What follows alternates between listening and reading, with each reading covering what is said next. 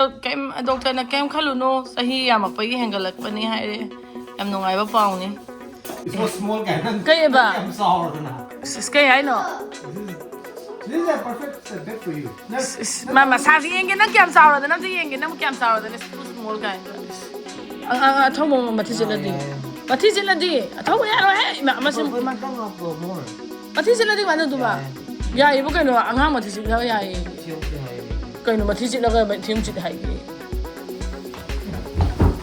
kaino Ahenba kaino mai makhundu kaino nang chabudo bimna sapai chabudo dum kaino ni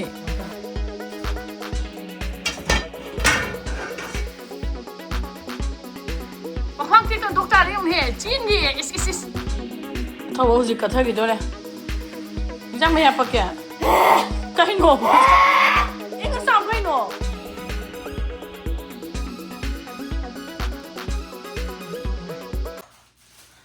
Hello ma'am khurumjari ma'am akhoi se akhoi gi Athouba gi kano ne Athouba se huji saur abanena ma su ma gi bedroom tonga na piro ka huji demand to haure e aduna akhoi na ma gi bed ka adagi mattress ka chen bane ado Amazon da gi donga si la e huji kano to duni pangkhatuni ado promo di na te go akhoi se promo ni na hungning ni isana lai jabani adu kaino kaino da akhoi maban akhoi ki Ahenba ga Athouba ga se ka dum pulan bane ba khoina ko ado Ahenba su ma se class hu ji ma abane na like pa ba khorpada mabani haibadi Ahenba na like pa ringai khorpada ma ka da leibado nungai te na hai ba ko Ahenba so atumbai di kem kai de do like to disturb tawe ko le na hai adugi ka se mabani tong hai do re akhoi tamona mai office oin ba ka do adudana khoi gi Athouba gi oidune huji adu khangde tumba ya dura ya ro dira mathanda tumba aina Athouba nang ka na tom le ram ni na nang ka na tom tum tam ni ha no ai da tum dui ni mai tungan basidi adu aina nang adu ka da lai no ha but I need my room guy yam adu yenga singasi ma je tumba ya bra ya da bra ise adu khangde ma hai ba dum phabung bedroom do ai ka thamjawani tumba di da tumni ka nga tawe yenga si kyang khun jong du jano khongdi phamung ga do ne khoi twin bed ne do si ja adum matam di dum sama so pa ma pa sama do ne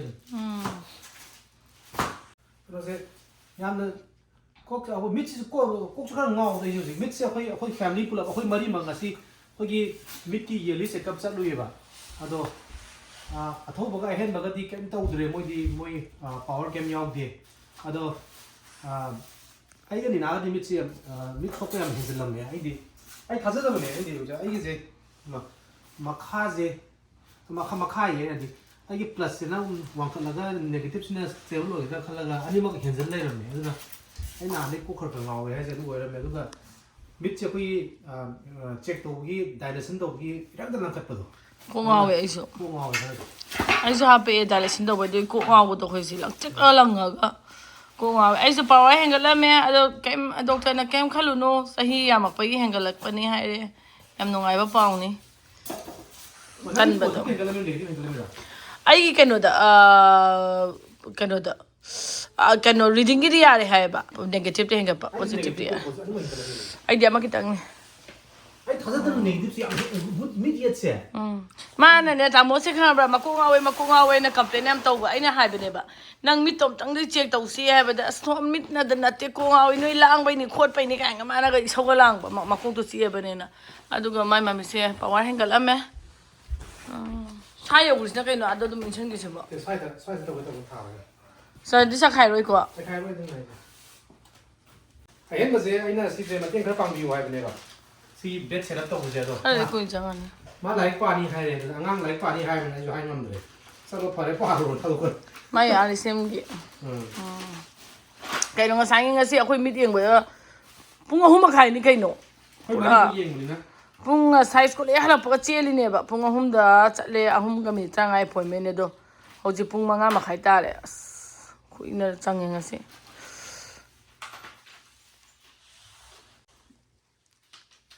Ado ai di ma spana amom chale so ko khoi family club chale doctor ro mangi nga si afternoon gi slot to ma mari bok to khoi family na คนมันร้อยลงสลิงเนี่ยแต่เราทั้งยิง ยามพัชนั่งยังไงคุยกี่มีมัมเดอ45 minutes มุกท่าดารงวันนี้ก็มาเนี่ยเสื้อที่นั่งกี่กันว่ากี่ไอกี่ pressure อะไรกี่กันอะไรร้อยนะอะไรกี่ dialysis ร้อยยังบ่ดูยังตาละพัชนั่งยังบ่ดูปุ่งนั่งกี่ปุ่งวันวันมุกจังยังคุยจังนั่งกี่เด้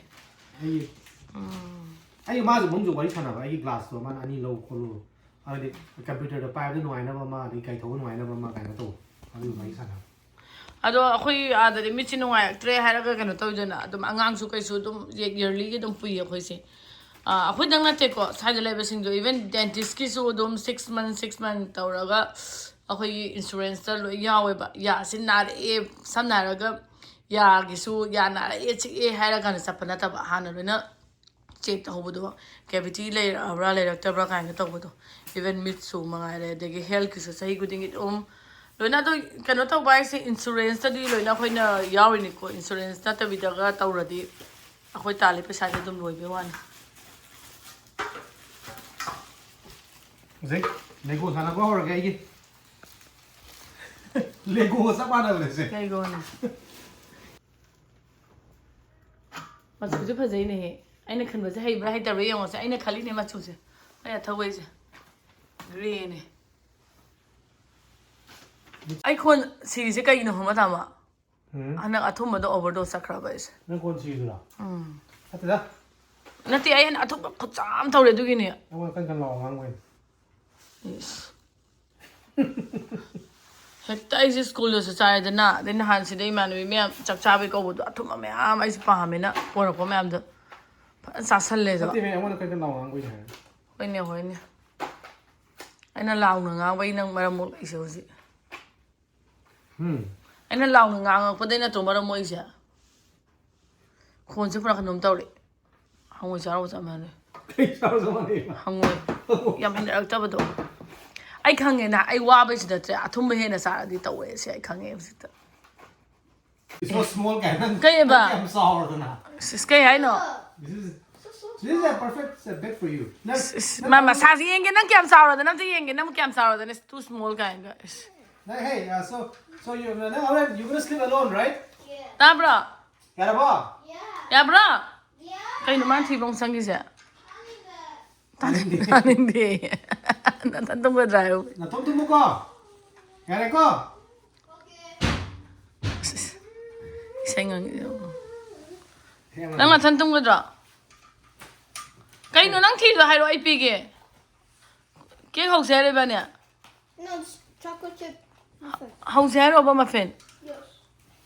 as hog doy ba iba kaya na sa kuya daw di man hay ba hog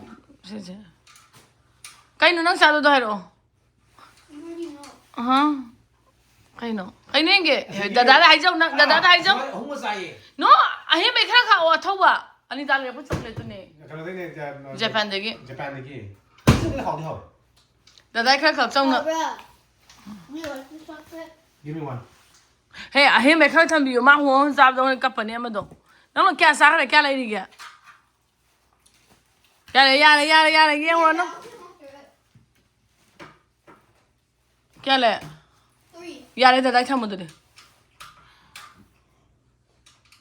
nanti bed to nanti bed se kana tum doi no No. no one kana nanti kana tum doi no This is only for sleepover. What's this? can I sleep in your bed with you Yeah. ai mai tum na jira ha ai nang phóng nanti bed se nang phóng được tum doi makha ta tum ne mo ma le nang ku tum o de mai ko tum do da makha da bhuta onda tum ne mo ma le na I think you're going to fall down from the bed and sleep I'm down. gonna eat one more Nama chocolate. Ahem mana tahon ge ngasi se tamo gai bani kana tawri kang thon gi semi do ahem ba tambi ge hoji moi se yam cha ba pa mane na haita ba ya de kai ge hamni do ngasu mune ngoro ko aham ba ta ahem ba ai kano hapa ge se thum na khutu piro kyam chang ge nge ai se plus chali ko mi che ya de ko he ma se yare hapo sayu ya sa tan ga no ko adagi machu ami che ade kanom tawre sayu tama ahima ta holi ne yong la to Ahenba da hole ninga sidi. Ibani thabak sura banena. Adagi how to zane? Good.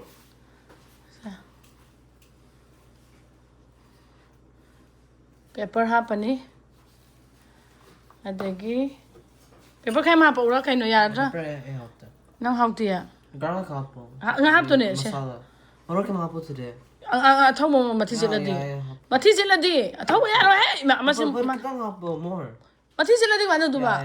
Ya ibu kai no anga mati sila ya I. Tiong siya hayo nila. Kai no mati sila ka tiung sit hai ki. Mati sila ya re. Lai budi lai di mo. Puro yam saning me waro nang cha. Siya ra ba yung? More. Kai dang ka. Jinja ka lagi am hapri haro yam mo ni ra di. Am happy lagi. Yeah. Yar ba? Apo, adagi kay hap to wali oh. Mustard oil manam no sila witang hap se ko. Sa. Ako sila sabi ra ke. Tolo. Mix to, pata na mix to.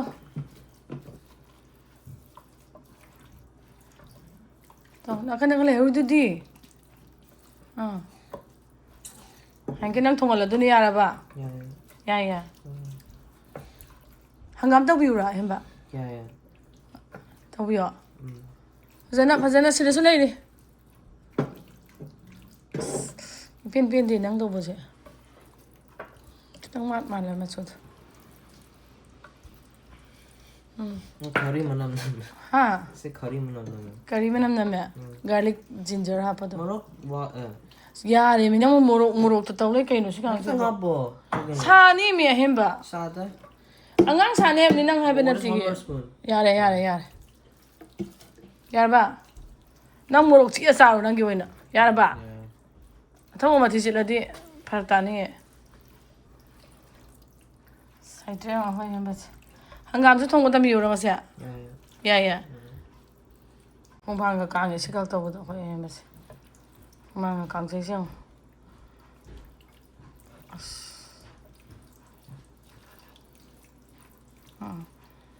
Asikan je kidang tot pada tamo humang kang gare so ma pi hon gare Ahenba hoi. So ma pi hon gare ba sikal to pada. Hoy. No ya. Gloves to lok to sila gloves span der lok thok pada kamai ta lok thok. Kai no Ahenba. Kai no mai ma khundu kai no nang chap do bim na sa pe ta do dum kai no ni. 탕 아빠 좀 수야 봐 티고 오늘 탕. 나는 살빠도 땀나 살로 용걸로 있니? Ahenba가 ai ai sile ma sinhan amonda ai ka de piyo. tumdi tumoi haiba mongda haigram ne bogo. Aduga tumba ya do ma se kai no da. Ahenbaga tumina bada Ahenbada tumba da maunu kon bidena kapine. Ayaro yung 99.9 yaro. Nangani bisu kalam da bane ba. Ahenba je nungdang lai pa bu di ayuk lai pa ban nungai na ma je pung tok to hono lai pa ba. Ado ma pin ma na hono lai pa ba je thobu di pung tere pok tum milena. Aduna lai pa do mai tha ba nungai ti do. Thobu sak kam kai je ma da pung tok to ho di wake me up at 5 o'clock. Mana hina. Ai je homak to be ga. Sungas yaro dabda. Nasi jam ta. Di yang sa ai diam yang sa.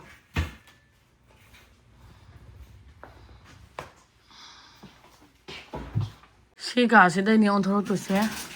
Siga je khoi godown hong sina ram bane ba. To yung ai my office pudi oi ba. De tar so masi de kai na nam tham bane. Ado si je on thon sin do ra ga. Wanda do kai thang ba. Ona ba do. Si de mathak to ma lai bane. Sile. 42. Yang pi e ka se. Ado na wa ba do.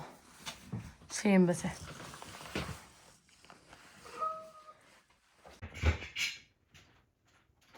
Aiki editing table se ma nga sana jaoge sine ha number kya poroi no 7 Ahenba siang second marine tarom bage ma tabak suru bage na tang game sana ge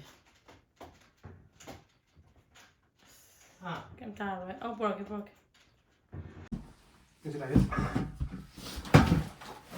Catch it. This one.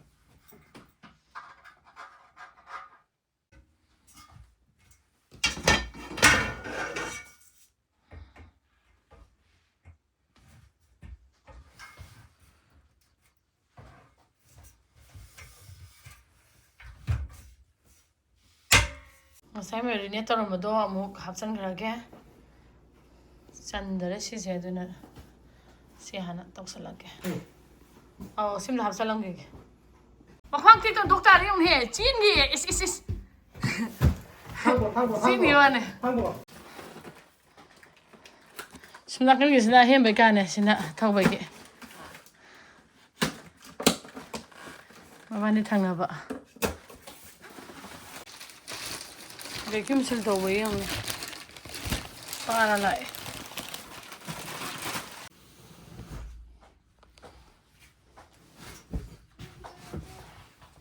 ꯂꯣꯏꯔꯦ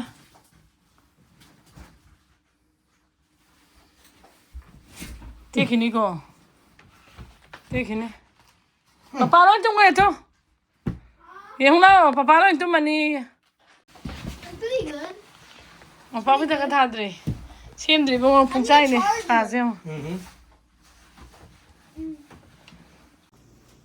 ꯃꯕꯥꯅꯤꯗꯤ potato ꯐ꯭ꯔꯥꯏꯁꯦ ꯌꯥꯝ ꯄꯥꯝꯃꯦ ꯑꯗꯨꯅ ꯁꯤ ꯈꯤꯇꯪ ꯍꯥꯞꯆꯟꯈꯤꯒꯦ ꯉꯁꯥꯏꯒꯤꯗꯣ 25 minutes ꯇꯧꯈ꯭ꯔꯕꯅꯦ ꯑꯗꯨꯅ ꯆꯤꯛꯀꯟꯅꯤꯅ ꯈꯔ ꯃꯨꯟꯅ ꯇꯧꯗꯣꯏꯅꯤꯅ ꯑꯃꯨꯛ 25 minutes ꯅꯝꯕꯗꯨꯗ ꯁꯤ ꯈꯔ ꯂꯪꯁꯟꯈꯤꯒꯦ ꯁꯤ ꯌꯥꯎꯔꯗꯤ ꯃꯕꯥꯅꯤ ꯍꯔꯥꯎꯕ ꯂꯣꯏꯗꯣꯔꯕꯅꯦ ꯁꯤ ꯍꯥꯞꯆꯟꯈ꯭ꯔꯒꯦ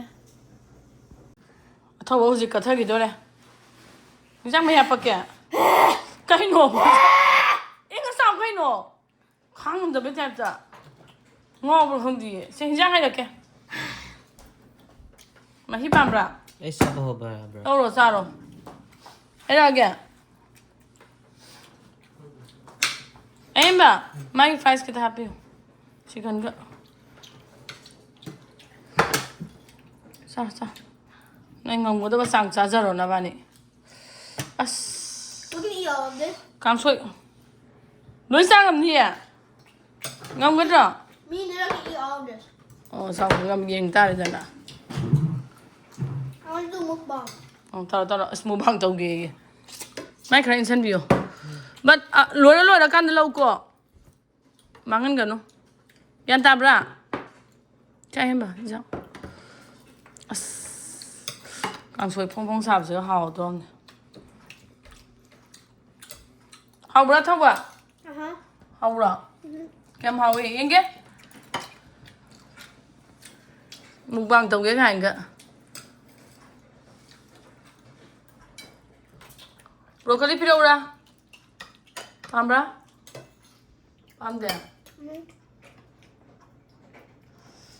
ꯈꯤꯇꯪ ꯍꯩꯗꯔ ꯆꯥꯎ ꯍꯦꯟꯕ ꯍꯥꯎꯇꯕꯅꯤ ꯄꯨꯂꯞ ꯍꯩꯖꯤꯟꯕꯗꯣ ꯅꯠꯇꯦ ꯁꯨꯃꯥꯏꯅꯅꯦ ꯃꯆꯤꯗꯅꯦ ꯈꯤꯇꯪ ꯂꯧꯊꯔꯦꯗꯅ ꯑꯗꯨꯒ ꯆꯥꯛꯇꯣ ꯄꯣꯞꯄꯗꯤ ꯍꯥꯎꯇꯕꯅꯦꯕ ꯍꯥꯎꯕ꯭ꯔꯥ Sag imbal later, bro. ꯆꯥꯛ ꯏꯪꯕ ꯄꯥꯝꯃꯤꯔꯣ ꯂꯩꯌꯦ ꯀꯥꯡꯁꯣꯏ ꯁꯥꯕꯅꯤꯅ ꯆꯥꯛ ꯏꯪꯕ ꯄꯥꯝꯃꯤꯔꯣ ꯊꯧꯕ ꯌꯦꯡꯒꯦ ꯄꯥꯛꯊꯈ꯭ꯔꯦ ꯑꯃꯁꯦ ꯌꯦꯡꯒꯦ ꯅꯃꯥꯏꯗꯣ ꯌꯦꯡꯒꯦ I'm gonna focus on eating.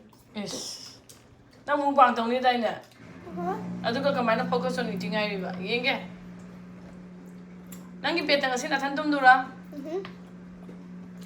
ꯗꯗꯥ ꯃꯤꯁ ꯇꯧꯔꯣꯏꯗ꯭ꯔꯣ ꯀꯥꯏꯅꯣ ꯇꯥꯃꯣ 이반이서 싸야지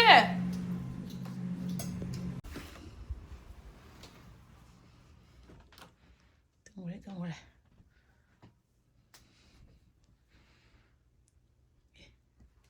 ꯇꯨꯝꯕ ꯌꯥꯔꯤꯅꯦ ꯉꯁꯤ ꯑꯍꯥꯟꯕꯅꯦ ꯃꯥꯒꯤ ꯃꯊꯟꯇ ꯇꯨꯝꯕ ꯍꯥꯏꯕꯗꯤ ꯃꯥꯒꯤ ꯔꯨꯝ ꯇꯣꯉꯥꯟꯕ ꯉꯁꯤ ꯐꯥꯔꯁ ꯗꯦ ꯂꯣꯏꯁꯟꯕ ꯅꯪꯗꯔꯦ ꯍꯥꯏꯕꯗꯤ ꯊꯦꯡꯉꯦ ꯑꯗꯨꯅ ꯍꯌꯦꯡꯁꯤ ꯇꯦꯕꯜ ꯀꯩꯀꯥ ꯈꯔ ꯂꯧꯊꯣꯛꯈꯤꯅꯤ ꯇꯥꯃꯣꯒꯤ ꯃꯥꯒꯤ ꯁꯤ ꯇꯦꯕꯜꯁꯨ ꯂꯧꯊꯣꯛꯀꯦ ꯑꯗꯨꯒ ꯁꯤ ꯃꯆꯥ ꯑꯃ ꯍꯣꯟꯅ ꯑꯣꯟꯊꯣꯛꯀꯦ ꯑꯗꯩ ꯆꯦꯌꯔ ꯀꯩꯀꯥ ꯂꯧꯊꯣꯛꯈꯤꯅꯤ